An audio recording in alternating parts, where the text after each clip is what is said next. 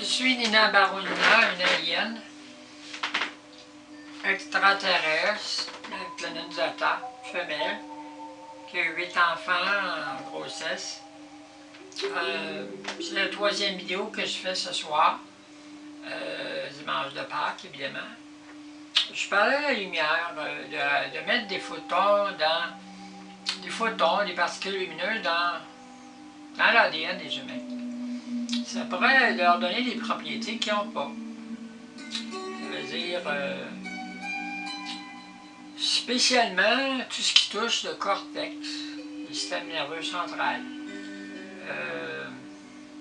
dans certains viscères, qui pourraient fonctionner avec des appareils qui pourraient regarder des émissions de lumière dans des viscères pour, par exemple, le cœur, les pacemakers, des trucs comme ça.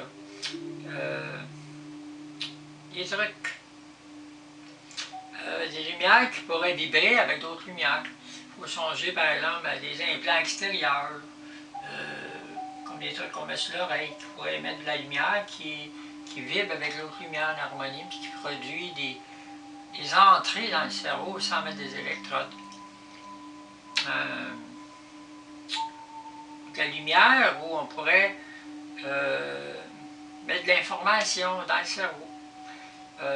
Où ça serait possible aussi d'utiliser des émissions de lumière par la concentration pour envoyer comme être capable de concentrer la lumière et de la faire soit sortir par les yeux ou à travers son front pour activer quelque chose à l'extérieur, un appareil sensible où on pourrait l'activer. Il faut penser qu'on pourrait, par exemple, au lieu d'un clavier d'un ordinateur, par la pensée, en envoyant de la pensée des ondes lumineuses, électromagnétiques, avec des ondes qui sortent du cerveau, d'augmenter la capacité d'apprentissage du cerveau par la lumière. C'est-à-dire, au lieu de mettre de la lumière dans les neurones conventionnels, ce serait des neurones faits à partir d'une construction de protéines moléculairement faites de molécules, mais aussi de photons. Des neurones faits de molécules telles qu'on les a actuellement, mais aussi accompagnées de particularités photoniques qui pourraient augmenter les propriétés des neurones, augmenter la capacité d'absorption du cerveau. Alors, ça veut dire que quelqu'un pourrait apprendre plus vite, augmenter la vitesse d'apprentissage comme un ordinateur, mais la mémoire vive. Alors, après ça, on pourrait aussi, par les yeux, par la lumière pulsée, vibrer avec la lumière qui est déjà à l'intérieur, puis là, il y a comme un transfert qui se fait. La lumière qui absorbe, puis la lumière qui émet dans l'œil, puis il va y avoir une communication. Ça pourrait se faire, par exemple, ça pourrait être, par exemple, dans les aéroports, au lieu juste de regarder les risques, puis les empreintes digitales, ça pourrait être, si les gens ont des trucs lumineux dans la tête, on peut voir vraiment la personne dans son identité, parce qu'elle émet des trucs qui sont propres à elle, donc on les voit par son œil. On envoie une lumière, puis il y a une réflexion tout de suite, ça rote. La personne, quand elle pense à n'importe quoi, la lumière elle va, puis elle vibre avec l'autre lumière, puis on sait que telle petite lumière appartient à telle personne, telle configuration dans son cerveau, comment c'est fait, les neurones à base de... On pourrait mieux comprendre le cerveau aussi, les transmissions neurologiques, en regardant dans les neurones, les transmissions, l'information, comment elle se grève dans la neurone.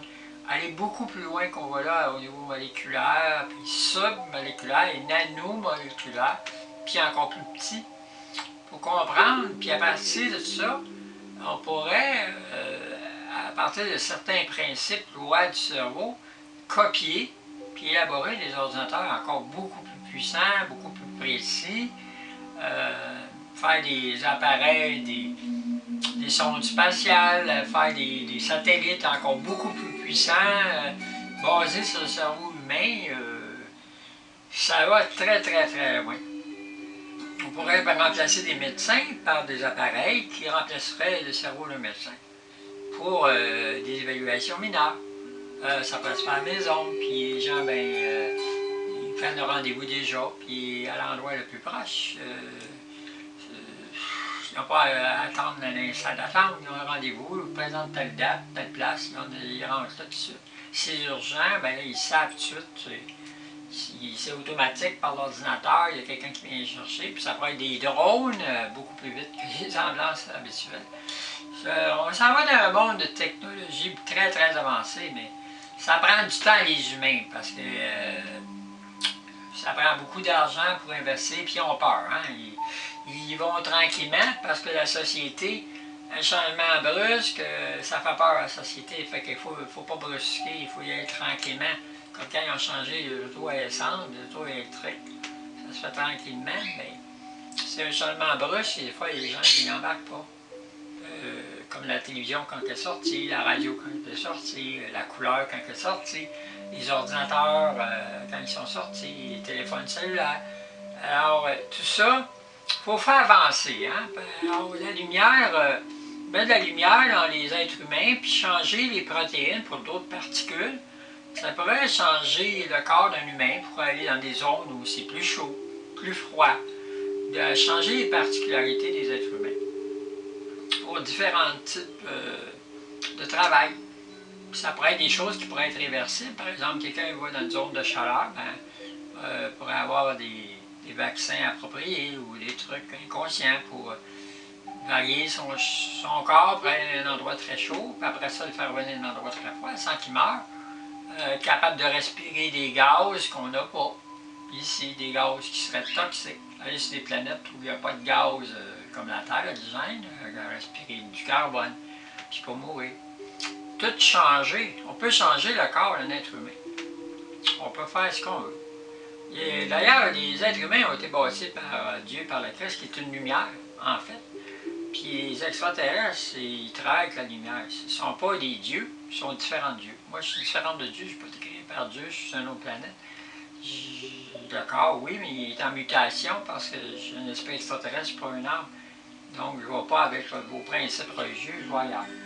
Mais par contre, j'essaie d'expliquer à l'humanité qu'elle a son avenir dans ses mains. Elle peut modifier, c'est comme quelqu'un qui est adulte puis il est sorti de ses parents, puis il dit bon ben, ça j'ai appris ça de mes parents, mais moi je change les cassettes. Alors on peut changer les cassettes de départ de l'être humain, puis modifier l'avenir de l'être humain par pas juste la science, son ADN a changé. C'est sûr quand on change l'ADN, il faut savoir qu'est-ce qu'on fait, parce que des fois il n'y a pas de retour. Des fois on peut briser l'avenir de l'humanité, il faut savoir vraiment où on s'en va. Fait que, faut essayer des fois sur les animaux, des insectes, puis voir ce que ça fait.